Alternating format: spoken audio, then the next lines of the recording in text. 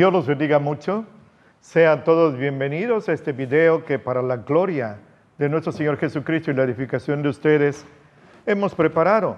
Estamos transmitiendo desde nuestro amado templo en la Iglesia Cristiana Bíblica Ágape de Coatzacoalcos. Y para mí es un privilegio hacerlo. Hoy quisiera tocar con ustedes un tema que es muy frecuente. Aquí en México, los mexicanos, yo no sé por qué, no sé en otros países, tenemos la costumbre de jurar, de prometer algo, pero así a la ligera. En nuestro amado Veracruz tenemos la costumbre muy jarocha de decir, te juro por Dios que esto y aquello. Es algo, repito, muy delicado, pero hay un momento en la historia de Israel que van a pasar de los patriarcas a los reyes. Y hay un lazo de transición que son los jueces. Hoy quisiera hablar de un juez especial que hizo un voto muy especial, pero muy insensato. Hoy les presento en este video con mucho gusto, para la gloria de nuestro Señor Jesucristo, el voto de Jefté. Jefté era un galaadita, su padre era Galaad, su madre era una ramera y por eso no lo querían sus hermanos, como decimos aquí, sus medios hermanos. Sin embargo, Dios lo iba a usar como juez de Israel para dar victoria, para dar libertad a ellos, en una época en que los amonitas y los moabitas hicieron coalición, hicieron alianza para venir contra Israel, y el Señor pone como juez a Jefté, el galaadita. Ese hombre era muy valiente, sí, despreciado, pero a la hora que lo necesitaban, ahí se acordaron de él, porque era muy valiente. Y este hombre va al encuentro con los reyes de Moab y de amonitas y les propone un pacto de paz, que no peleen. Pero aquellos no aceptan, y no aceptan porque saben que son mayoría, los van a triturar en una batalla. La batalla estaba garantizada que se ganaría para estos hombres paganos que venían contra Israel. Quisiera leerle en Jueces capítulo 11, dos versículos que son 30 y 31.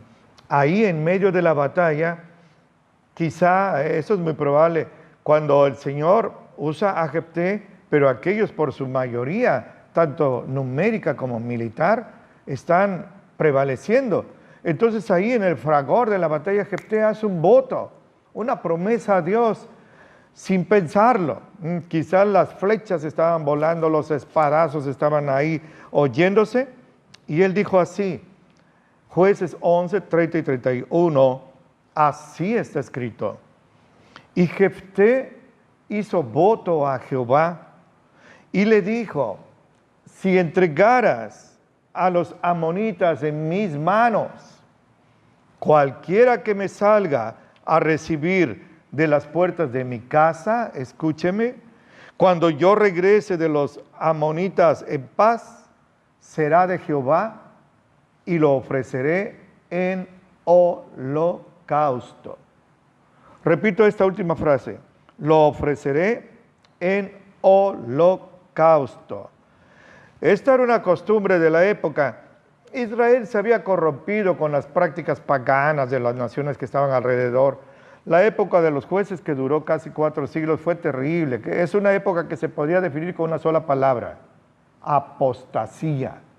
Continuamente ellos se rebelaban contra Dios, se olvidaban de Dios, se iban en pos de los ídolos diabólicos y violaban el pacto con el Señor, y el Señor los entregaba a sus enemigos. Después se arrepentían, pedían misericordia, el Señor tenía misericordia, levantaba un juez, les daba victoria, prevalecían, pero otra vez retrocedían a la apostasía. Es muy importante, fíjese, el último versículo del libro de los Jueces, en el 21-25, así está escrito. En esa época no había rey en Israel, y escúcheme, cada quien hacía lo que le parecía bien en sus ojos. ¿Qué le parece? Anarquía. Lo que a aquel le parecía correcto, eso hacía. Lo que ese también, sí, porque no había quien pusiera orden. excepto en las épocas breves en que surgía un juez que verdaderamente servía al Señor. Por eso Jefté hace ese voto insensato, a la ligera, no lo analiza. Repito, en el peligro de la batalla, peligro de muerte, él dice: Señor, si me das la victoria, la primera persona que me salga a recibir, ahora que yo regrese triunfante, la primera persona que me salga a recibir te la voy a ofrecer en holocausto. Dos cosas digo.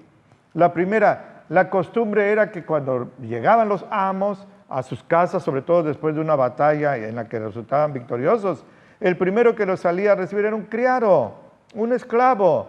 A veces estos amos ni siquiera los conocían. No es que no los quisieran, es que ni los conocían. Se le hizo fácil pensar: ahora uno que me venga a ayudar a bajar del caballo, a darme agua, a refrescarme, a tallarme, a quitarme la armadura, te lo voy a ofrecer en holocausto. Lo segundo que le digo es esto: holocausto quiere decir sacrificio e incineración. Sacrificio e incineración.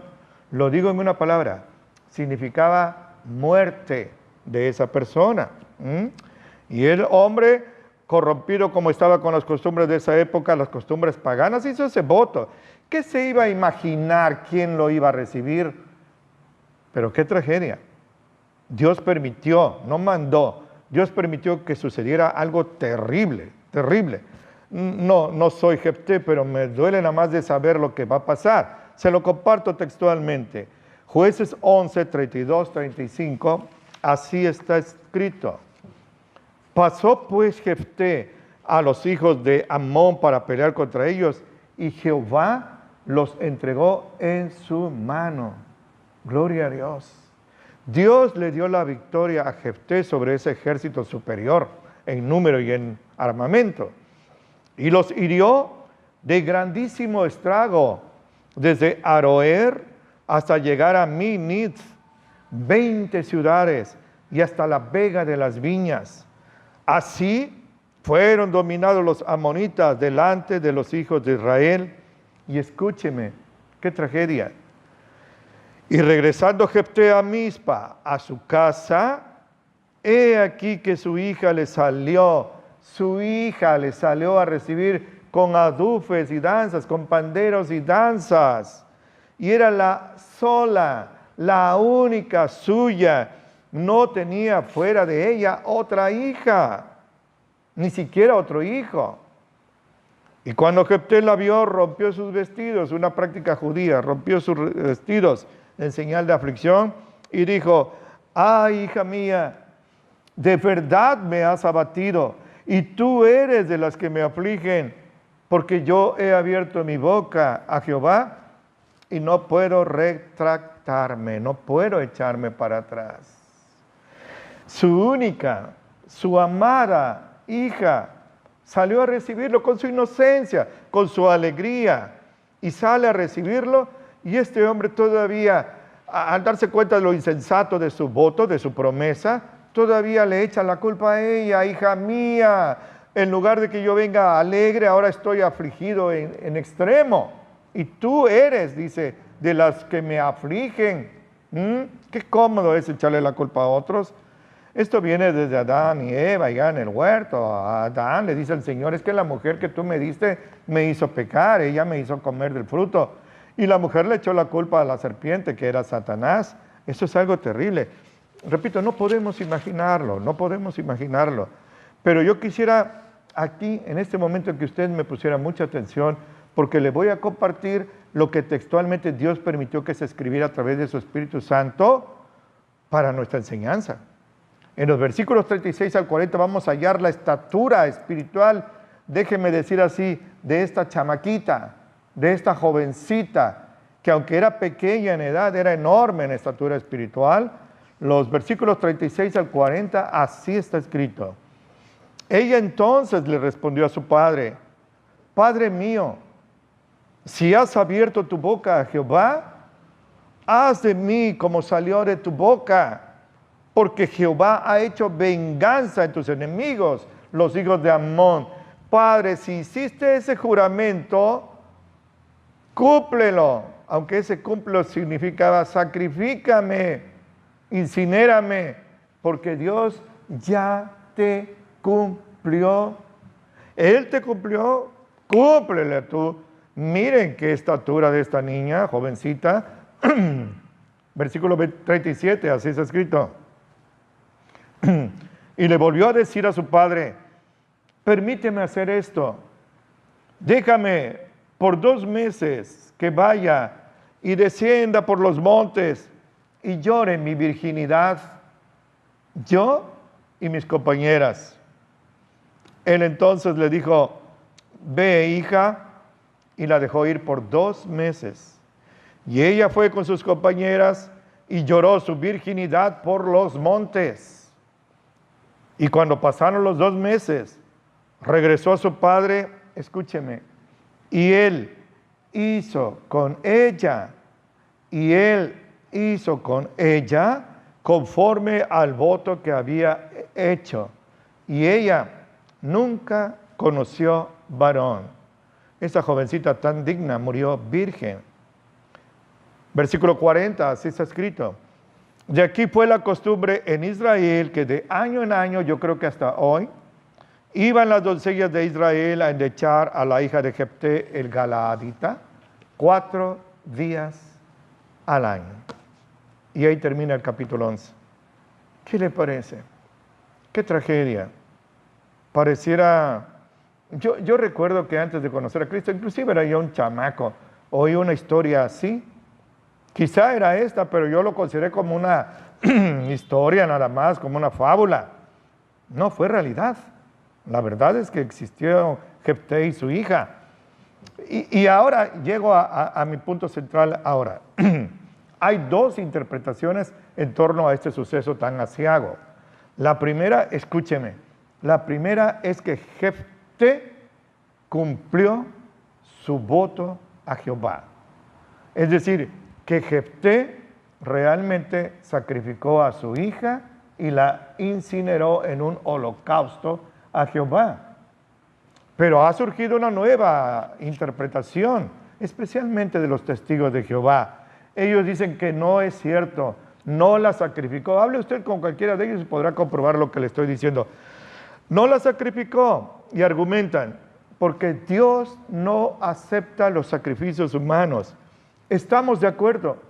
Dios no acepta los sacrificios humanos que constituyen homicidio. Pero es que Dios no le ordenó a Jefté que lo hiciera. De él, sin reflexionar, salió este voto hacia el Señor. Esto es algo que debemos de tener siempre presente. Dios no le pidió a Jefté que lo hiciera. Él prometió en su insensatez. Recuerde, cuando Dios le dice a Abraham que sacrifique a su hijo, lo hizo por probarlo, porque Dios sabía que Abraham iba a ser fiel, que no le iba a negar a Isaac, y Abraham sabía, pero esto, que Dios podía resucitar a su hijo entre los muertos, pero esto Abraham no sabía en ese momento que en el último instante Dios le iba a salvar la vida a su hijo Isaac, mediante la aparición de un carnero que se atoró en unas zarzas. Vea esto. Ahora, lo digo por segunda vez. En esta época, Israel estaba muy paganizado. Hasta hubo casos de canibalismo, violación tumultuaria, idolatría, fornicaciones. Estaban muy contaminados. Los sacrificios humanos eran costumbre en esa época pagana, e Israel los absorbió en su nación. Ahora, mi posición, humilde pero sabia, es que Jefté sí sacrificó a su hija.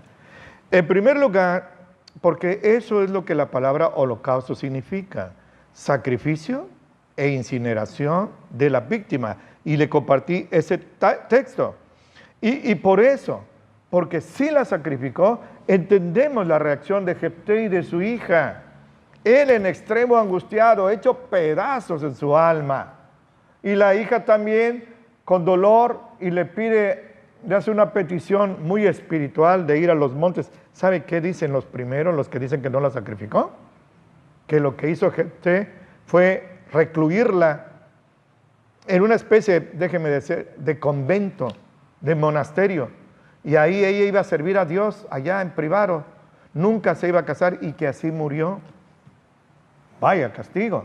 La palabra holocausto no significa recluir en un convento, pero que yo dedique a mi hija al servicio de Dios hasta su muerte, no provocaría a mí una reacción de rasgarme la ropa y de gritar y pedir al Señor misericordia porque había hecho un voto que ahora le estaba destrozando el alma. Y la jovencita tampoco hubiera reaccionado así, porque sería una gran dignidad, una gran bendición estar dedicada de por vida hasta su muerte a dedicarse a adorar y servir al Señor. ¿No cree usted? Hace tiempo he ido a una iglesia que a los niños que se portaban mal de castigo, fíjese, de castigo, los ponían a leer la Biblia, de castigo. Vea cómo está todo tergiversado. El enemigo tiene las manos aquí. Esto lo debemos de entender fácil porque ambos, padre e hija, reaccionaron de una manera muy dolorosa. Esto usted debe de ver así. En los versículos 37 al 39, ella le pide permiso a su padre, fíjese que es sumisa, para irse a los montes, ahí en privado, iban a hacer un campamento con sus doncellas, sus amigas, iban a llorar, fíjese, no iban a darle gracias, Señor, te damos gracias porque ahora me voy a dedicar a ti hasta que yo me muera. No, iba a llorar por su virginidad. ¿Por qué? ¿Por qué iba a llorar? Porque se volvió que hasta hay cantos luctuosos, endecha. La endecha es un canto triste, una lamentación. ¿Por qué? Porque ella sabía, qué terrible saberlo, ella sabía que la iban a sacrificar. ¿Piensa usted esto? Todo esto nos hace pensar que realmente Jefté tuvo que cumplir su voto porque el Señor cumplió lo que Jefté le pidió, le dio la victoria sobre los amonitas. Y así, pasados 2 meses, regresó y dice, y su padre hizo con ella conforme al voto que había hecho a Jehová. ¿La dedicó a un monasterio? No, la sacrificó y la ofreció en holocausto. Y es una costumbre anual, dice el versículo 40. Yo creo que hasta hoy, cada año, se reúnen las jovencitas 40 días en el país donde estén a recordar la muerte de la hija de Jefté, el juez galadita. Déjenme tomar en los minutos que me quedan unas cuantas enseñanzas, muy poquitas. Lo primero es, se lo digo de corazón, absténgase de hacer votos al Señor a la ligera. Absténgase de hacerle promesas al Señor así, de una manera sin pensar y reflexiva, nada más así por un impulso. Dios prohíbe esto. Dios no quiere que hagamos promesas ni votos. No sabemos si vamos a vivir al rato. Ya no digo mañana, sino al rato. El futuro no está en nuestras manos. Yo, como pastor, oficié en muchos matrimonios y recuerdo que aquí en el altar se juraron amor eterno, se prometieron lealtad y fidelidad y apoyo mutuo y en poco tiempo se divorciaron y algunos hasta dejaron el camino del Señor. Cuidado con hacer votos. Les voy a compartir Eclesiastés 5, del 1 al 6, textualmente. La fe viene por oír la palabra de Dios. Así está escrito. Cuando vayas a la casa de Dios, guarda tu pie, ándate con cuidado, pies de plomo, y acércate más para oír que para dar el sacrificio de los necios. ¿Cuál es ese? Votos a la ligera. Porque no saben que hacen mal. No te des prisa con tu boca, ni tu corazón se apresura a proferir palabra delante de Dios, porque Dios está en el cielo y tú sobre la tierra. Por tanto, sean pocas tus palabras. Porque de la mucha ocupación viene el sueño, pero de la multitud de las palabras, la voz del necio. Del necio. Cuando a Dios, grábese esto, cuando a Dios hagas promesa, piense que usted, no tardes en pagarla, porque no se agrada de los insensatos. Paga lo que prometas. No sueltes tu boca para hacer pecar a tu carne, ni digas delante del ángel que fue ignorancia. ¿Por qué harás que Dios se enoje a causa de tu voz y que destruya la obra de tus manos. Escúcheme, mejor es que no prometas y no que prometas y no cumplas. Esto es tan claro que hasta yo lo entiendo. Dios no quiere, es más, prohíbe que hagamos promesas. Nuestro Señor Jesucristo, en Mateo 5, su sagrado e inmortal Sermón del Monte, en el versículo 34, dijo así, y así está escrito: han oído que fue dicho a los antiguos, no te perjurarás, o sea, no violarás tus juramentos, sino pagarás al Señor tus juramentos. Pero yo les digo, no juren de ninguna manera, ni por el cielo, porque es el trono de Dios, ni por la tierra, porque es el estrado de sus pies, ni por Jerusalén, porque es la ciudad del gran rey, ni por tu cabeza jures, porque no puedes hacer un cabello blanco o negro. Pero sea el hablar de ustedes, sí, sí, no, no, porque lo que sea más de esto procede mal. Cuando digan algo, no digan, te lo juro, por Diosito, como acostumbramos. No digas, te prometo esto, te juro que haré aquello. Mejor di, sí o no. Y Santiago, que es Jacobo, el hermano de nuestro Señor Jesucristo, dijo así y lo abunda. Es el mismo Espíritu Santo que los inspira. En su libro sagrado 5, 12 al 14, así está escrito: sobre todo, hermanos míos, no juren, ni por el cielo, ni por la tierra, ni por otro cualquier juramento, sino sea su hablar sí, sí, o no, no, para que no caigan en condenación. No podemos decir, como muchos dicen, yo prometo que no voy a faltar a ningún culto. Señor, si tú me sacas de esta enfermedad, no me voy a perder ninguno de tus cultos. Señor, yo no ofrendo, pero a partir de ahora voy a dar más del diezmo. El diezmo es poco si tú me sanas. Si tú me das esta mujer como esposa o este hombre como esposo. Si tú me das ese trabajo, aquel trabajo, esta universidad, aquella. No jure, no jure. Dios lo está prohibiendo. Y si alguien, hermanos, miren, si alguien que cree, que se siente espiritual, que se siente sincero y que cree de verdad sin caer en exhibicionismo ni en lucimiento, autolucimiento, sino en verdad quiere hacerle un voto al Señor, hermano, hermana, cúmplalo, cúmplalo, porque Dios no se agrada de los insensatos. Si a Dios le haces una promesa, cúmplesela, porque es mejor que no prometas y no que prometas y no cumplas. Dios le dice que no jure, pero si usted lo hace, cúmplale al Señor, cúmplale al Señor. En el Salmo 50 le comparto 2 versículos especiales. Así está escrito. Versículos 14 y 15. Así está escrito: sacrifica a Dios alabanza y paga, cumple tus votos al Altísimo. Invócame en el día de la angustia, te libraré y tú me honrarás. Dios le dice que no haga votos, pero si los hace, cúmplalo, cúmplalo. En el Salmo 116, vea esto, es precioso porque habla a alguien que estaba al borde de la muerte. Y dice el versículo 17, al final, así es escrito: te ofreceré sacrificio de alabanza e invocaré el nombre de Jehová. A Jehová pagaré ahora mis votos delante de todo su pueblo, delante de la congregación. Este hombre se compromete a cumplir lo que le prometió a Dios. En los atrios de la casa de Jehová, en los templos, en medio de ti, oh Jerusalén, aleluya. Hermano y hermana, ha sido para mí un deleite servirle al Señor. Es un privilegio servirle. Me pesa la enorme responsabilidad que tengo delante de ustedes. Les pido su oración humildemente. Les agradezco de corazón su sintonía.